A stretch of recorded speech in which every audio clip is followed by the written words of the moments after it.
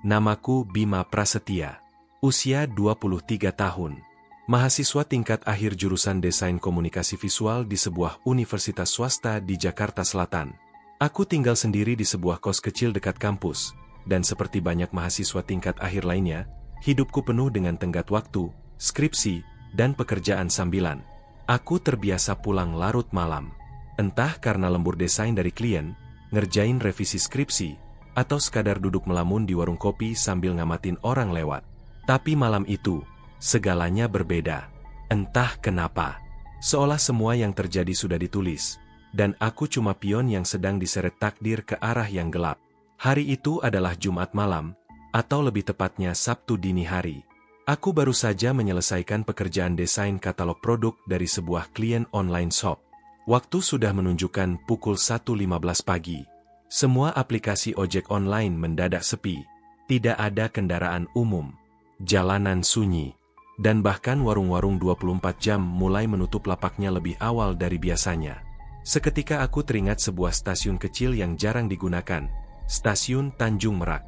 Letaknya agak terpencil di pinggiran kota, tersembunyi di antara deretan bangunan tua dan jalan-jalan yang tak terlalu terang.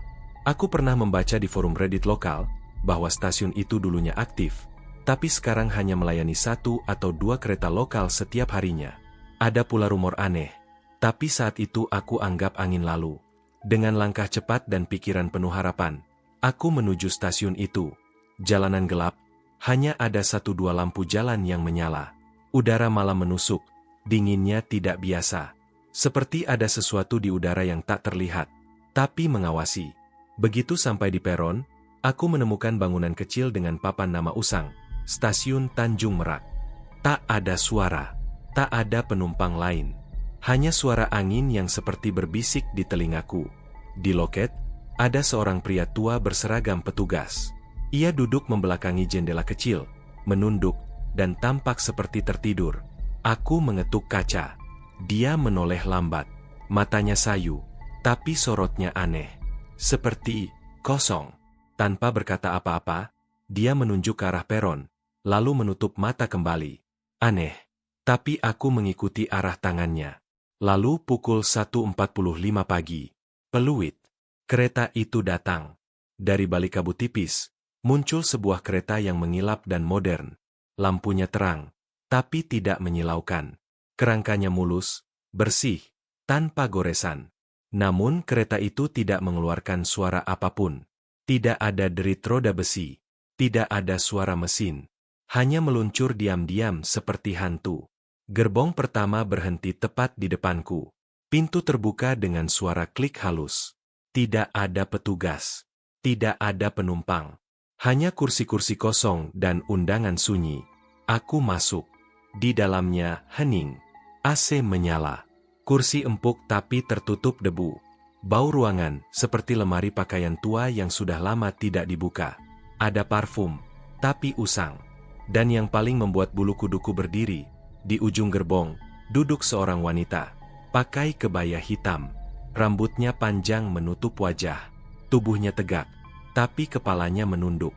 Aku berpura-pura tidak melihat. Aku duduk jauh, mencoba menyalakan ponsel. Tak ada sinyal. Aku cek GPS. Lokasi tidak dikenali. Tiba-tiba, selamat datang di kereta malam. Tujuan, tidak kembali. Suara speaker berderak seperti radio tua yang usang. Aku menatap layar digital yang menyala di atas pintu gerbong. Berikutnya, Kuburan Rawajati, stasiun terakhir. Kuburan? Stasiun? Aku belum pernah mendengar nama itu.